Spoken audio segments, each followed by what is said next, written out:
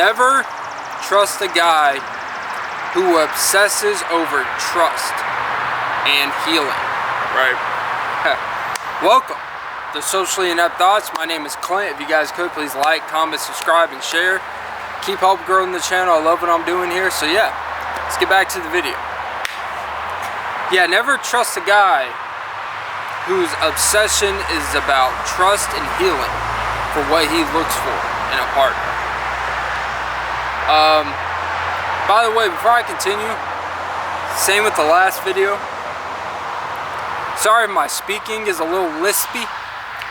My gum is like an overbite, but I'm pushing through. I have to speak a certain way. It affects my breathing, but whatever. Going to power through it, right? Here's the thing. I was listening to a clip about, there's this guy online named Rich Cooper, right? He's kind of like one of those manosphere guys. I don't listen to this stuff for personal, like, it's, to me, the shit's more entertainment at this point. I don't listen to it to like gauge information. It's just nice to see a pulse, because I don't go on TikTok or Instagram. I only go on YouTube. So that's kind of my way to consume information, to kind of get ideas for this. But the video was about a guy who essentially had a single mom move in with him, but it was deeper than that, in the sense of this man, there's some people out there where they try to recreate human nature.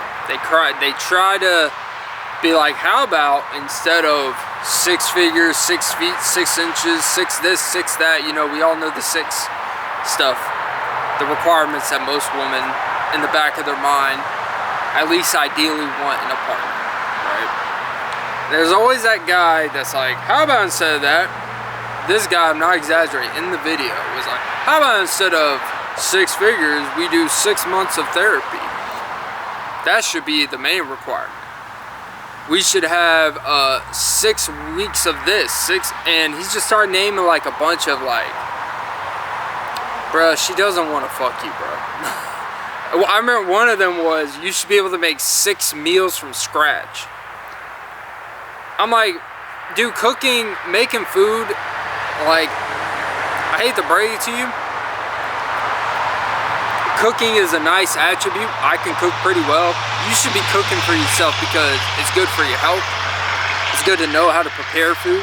So when you do eat outside sources of food, you know when something's off. So it is important to cook, not just from a financial standpoint, but you're just better quality of life.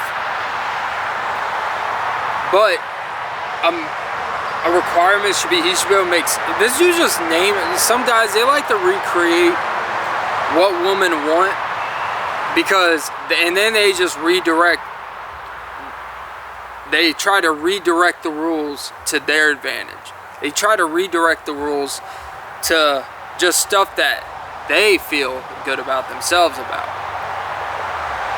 It's like, hey, I hate to break it to you, if she's gonna choose a guy who can make 6 meals from scratch, or a guy who makes 6 figures, she's choosing the guy who makes 6 figures. And any rational person should. Hey, it's cool to be able to cook, but the guy who makes 6 figures probably knows how to make some food too. So the gap's not really there. But more importantly, never trust a guy when he's talking about what he looks for in someone. And really, honestly, it could be girls too. You could apply it, but I'm gonna focus on with guys. This is a warning to women.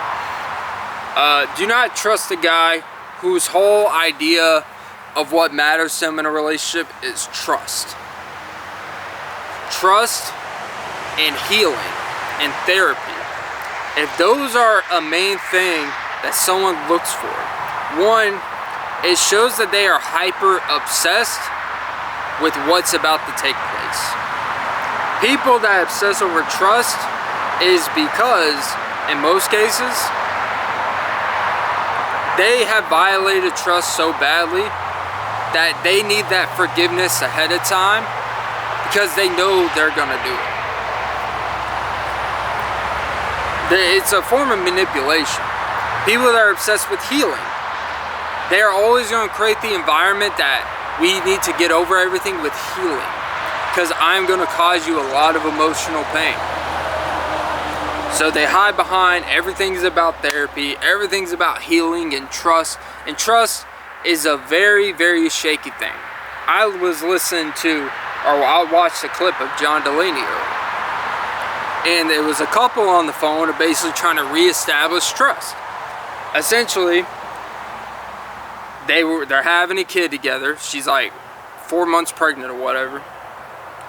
And found out recently, and throughout the relationship, it was basically revealed that she was messaging on Instagram some other guys, 1, 2, or possibly 3. Guys from her past or guys whatever, in some type of capacity. And I'm gonna be honest, I can tell by the guy's voice, oh, yeah, she's definitely messaging some guys on Instagram, right? And I don't want to like typecast or whatever, but he kept saying like, oh, this is a deal breaker. And even John Delaney was like, well, obviously it's not a deal breaker if you're still here trying to work through it. A deal breaker is when this happens, I'm done. And his whole thing was like, we both, in a red flag, was he admitted that part of they bonded over when they got together in the early stages was they were both cheated on. They both had their trust violated in their previous relationship, which you should never bond over anything negative to bring you together. It's a terrible thing. The things that bring people together in the love stage should be mostly positive. Trauma bonding is one of the most insane and irrational and unhealthy things you could do. People come together because other people cheated on you has got to be one of the saddest things ever, right? Like, that should not be a reason, like, wow, you were cheating, I was cheating on, we're both catches out here, you know? We deserve each other. It's like, I mean, there's probably a reason, and chances are, I would say they did a number of studies on when two people got together after both recently being cheated on. I'm pretty sure that relationship has a higher chance of someone committing infidelity a lot earlier, because someone is waiting for the other person to do something bad, so they almost want to get ahead of the hurt. That's just my theory on that. But back to the point, in this John Delaney clip, his whole obsession was, you know, violating my trust and this and that and the other. And she just decided, like, I'll just deactivate and delete the Instagram. And then he was like, well, then he tried to overthink everything. Like, well, honestly, I would rather have the Instagram and see what happens if she gets tested when a guy reaches out to her, and see how she deals and responds with that. Then he wants access to her phone, access to this. And I always tell people, man, when you start getting to the point, like, this is why, like, if someone cheats on you and it's going to be that big of a deal where your whole rationalization for being with them is now you want to feel some type of power by now you want to have access to their phone all the time. At that point, you look like an even bigger loser, because you couldn't even walk away from something that emotionally fucked you up that bad. It's okay to be fucked up after that, but that's why it's important. You've got to move on if it's going to fuck you up like that. When you start, I have to see your phone all the time, and that person knows it, honestly, they're going to find more discreet ways to cheat on you probably, because now they're even more unattractive. They see you as more insecure. Your whole idea of being with someone at that point is just because you have this fake power and control over them, when they know they took an app off their phone because you felt insecure about some shit. And now it's like, oh, you need to be like an 8th grader. You need to be like an 8-year-old. I'm gonna test you to see if you're ready for this. You two are grown adults that are about to have a kid. I don't, like, to me as a grown adult, I don't have time, nor do I have the fucking want to. If I feel like someone has violated my trust where I have to sit there and look at their messages, I don't have the capacity to give a shit enough at that point. Because you know, at that point, they're either gonna do it or not. And if they already did it, then you already know. There's nothing you know, it sucks to get cheated on. I would understand, like, I know it's hard. But there is nothing more pathetic than staying with someone who cheated on you, and then your idea of repairing the relationship is trying to think that if you go through all their phone and all that all the time, that it's gonna make your relationship better. It never does.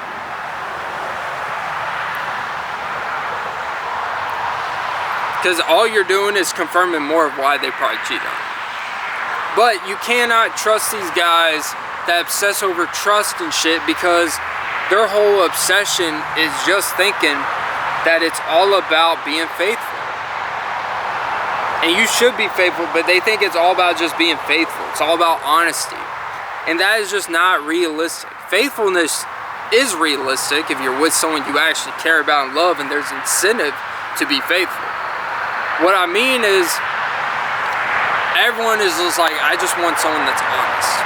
Most people could not handle honesty. And it's probably not healthy if you guys were 100% honest all the time. No two people should ever be 100% honest every minute of the day. There's some marriage 101 hack right there. Honesty is important for real life application. For all your petty shit you don't like and shit you're pissed about, it's not relevant. When someone is obsessed over trust and healing, they are preparing you for a life of misery that's coming your way. And I'll say from personal experience, anytime someone says, what do you want from a partner? And there's like, I want someone that's trustworthy, honesty, faithful, and all that stuff. They're listing things that they have doubts about themselves. We always look for from others from what we doubt for about ourselves. And it bothers people, and I'll be honest, it has bothered girls I've been with recently in my life when they ask me, what do you look for in a woman? And I just say, someone that's happy. And that bothers the shit, because they want a list of shit. They want, like, you want a woman who's a person of faith. You want a person who's honest. And I was like, all that shit, honestly, I would assume those things, if I have attracted and picked a woman, I'm assuming if you believe in law of attraction and what you're about, if you have picked a woman that you've been around and you have a pretty good feeling about them, you would assume those basic shit would kind of be a part of the picture. That I don't need to say, honestly, like, that's kind of a given. So I don't need to sit there and say I want to. I just say it because it's not about, for me, it's not about the body type. It's not about, because if I'm attracted to you and I talk to you, that's the indication that I think you're a very pretty, beautiful woman. You know, I wouldn't. Now look, there are girls that will date guys and talk to who they don't think are that physically attractive, but not the case here. But no. The assumption is already like, if we are fucking with each other, literally or figuratively, that we find each other beautiful, handsome, sexy, attractive. Like, that's kind of, I don't need to say I'm looking for a beautiful, honest, down there. Like, for me, it really is. I like someone who's down to earth. Because when it's pretty open and broad. It doesn't limit yourself to just someone who's, you know, a woman that looks like from the 70s, living in a prairie house with this and down to earth, and it's all about, what do you need, hubby? That's not really what it's about. It's about, you can be willing to see people for who they are, accept different backgrounds, accept different realities, and not limit yourself to only find someone that fits a confined box. But because when you are so confined, it's also easier for people to manipulate you.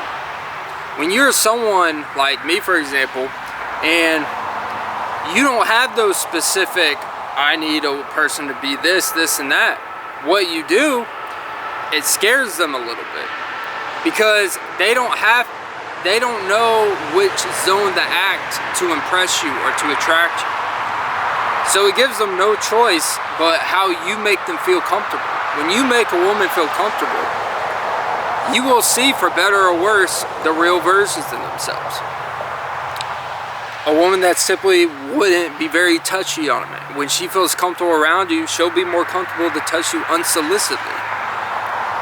And it's not even about sexual attraction, it's she feels comfortable.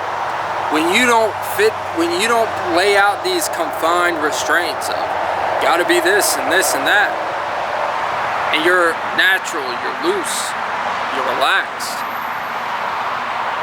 you get more of the real versions of people. And at the end of the day, when you say you want a person who's loyal, honest, people can lie about that shit all the time. Loyalty and honesty is acquired over respect of you over time.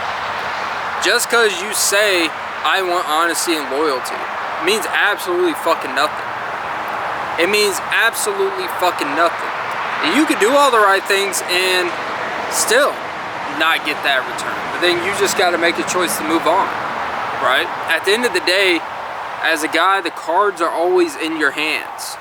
You got to be willing to, when something does not fit with what you're about and that what you've been clear about, to walk away. It's not about having a sense of power, a sense of respect. It's about not lying about the situation and what is, because that's how you fuck up your life. Staying something too long, she's gonna get pregnant. It's how it always happens, man. But no, in all seriousness, man, like, I do not trust anyone that when the first qualities of what matters to them is trust from someone else. It's a manipulation tactic. If you have to stress basic human decency qualities, then to me that says that you value something simple way too much, and it is so easy to manipulate people like that. And I'm not saying I do that, but I'm saying I think the more broader general terms we use about loyalty, honesty, faith, someone who's nice and all that shit, man, like, if you're with a decent person, all that stuff is kind of comes with the territory. It should already be a general quality they have if you're attracting the type of person that you're about. Certain things you can express, and because there are people that think they are these things and they're not. There are things that I think about myself that I have found out over time that people are like, you are not like that. And I'm like, oh, well, I am. You know, you just continue lying to yourself. But these are the type of things that it's vital. I mean, and when I say that it's vital, I mean it is damn necessary that you do not fall for this online BS about shit. Do not fall for it. The easier you are to manipulate, the more likely you're gonna be on TikTok, YouTube, complaining about the opposite sex.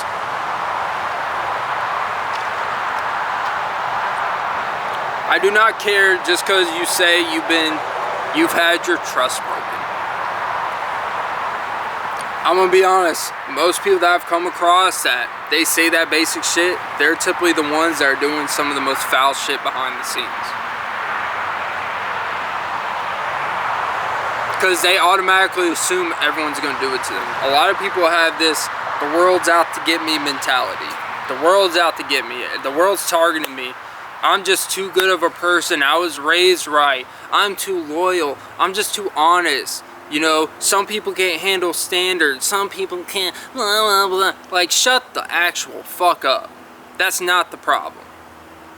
The problem is that you think your identity is just simple human qualities. And you attract the shittiest of people with the shittiest of qualities because, you know what? The market and the law of attraction don't fucking lie. If you constantly attract manipulative people, there are probably manipulative aspects about yourself that you don't even realize. and you are a manipulator's target, because they know the more hyper-focused you are on having these basic qualities. I mean, look, I can lie. I can meet a girl I find attractive. I know she finds me attractive, and she's gonna look past my flaws. If I wanted to sit there and pretend to be the most perfect guy, take her on the most equivalent of date, do the most basic chivalry shit, because I know she's easily hyper-focused and impressed by it, I could sleep with her pretty quickly. And I can manipulate her into having a fake interest to that extent that I probably wouldn't typically have. If I knew all I have to do is this extra basic shit to get X, Y, and Z, if I really wanted to manipulate a girl, yeah, you could. It's not that hard. And girls manipulate guys all the time with money. Lie about how much they love them and care for them, and how no man's ever done this before. They butter you up, and guys, next thing you know, are blowing their whole fucking savings on a girl that a month later is like, you know, I don't feel it for you anymore. Like, this shit happens, and you have no one to blame but your fucking self. Self-accountability. It happens to everyone once or twice in life. It's happened to me when I was younger. Not that women were just out using me. I didn't really have much to use financially, but you sometimes get a little bit too lost in a temporary situation because you just want to be around someone, and you ignore the obvious, like, oh, damn, that was a waste of time on my part. I didn't really vet this one out. But guys and girls, we have this entitlement that we think if we are just this, we are entitled to this. Everyone wants to be with someone genuine. Everyone thinks they're the most greatest person. They think they're so selfless. When in reality, 90% of people are really selfish. We're selfish with our desires. We're selfish with our intentions. The most unselfish people, anywhere from the ages of 20 to 35. Because what happens is you start making money. You maybe give friends a few dollars here and there. You take care of a woman as a guy or as a girl. You know, you help a man from the ground up. You hold a man while he's down and all this shit. And you think because you do that, you're expected something in return. And then you look at your parents, and they give you all the time of day, and most people never get back to their parents. And they don't even give them gifts. They don't spend time with them for holidays. And your parents are just like, they're still caring for you and loving for you. They're one phone call away if you need anything. They try to make time together. You may not always appreciate, but your parents come from an age of actual unselfish nature. But us in today's world, from the ages 20 to 30 plus, we have this that we deserve something just because we believe and we think of it and we think we know what we're worth. When in reality, the purest part of giving is never expecting anything in return. And what you're exposing is when everyone doesn't fulfill something for you, is that the whole shtick of it all was, I was expecting this in return. So now, because I didn't get this, it's time for me to Stella to get my groove back. It's time for me to get back what someone didn't get back to me. When in reality, life is ever evolving. If you're really living life purely, you're gonna give more for periods of times. And there's going to be periods of your life where people are going to give more to you because you didn't have much to give. That's the purest cycle of life. And during those times, you just appreciate when someone does nice for you. And when you do nice for others, you don't expect anything in return. That is the purest parts. So anytime someone obsesses over trust and all that shit, red flag, in my opinion. Because that should be a given. You shouldn't have to say that shit out loud. But we have this thing where we have this obsession with wanting to change people. We see people for who they are very early on, but we deny it. Because we think we are so well put together, we have the infrastructure in place that we can make people see the light. I can change this man into a hard-working man. I could change this woman to, you know, be more understanding and loving and not be hypercritical. In reality, you both are pieces of shit and you deserve each other. Like, you know, for better or worse. I know that's pretty bland and that's pretty, but you are what you allow. And the whole point of leading by example is, I don't do this to get anything in return. I do this because this is just what I believe in. And sometimes life will take advantage of you. All it takes is you find that one person, they appreciate it. Not only appreciate it, but they show other ways of giving back, reciprocating. And it's natural. Too many people artificially seek out trust and think, you're with me, give back. And you haven't even like earned that credence for someone to trust giving back to you. Like, these things take time. Just because you meet someone and have feelings doesn't mean you're entitled to anything of themselves. You have to earn that. But yeah, I think I'll wrap it up there. But yeah, that was this edition of Socially Inept Thoughts. My name's Clint. If you guys could, please like, comment, subscribe, and share. So yeah, meet me.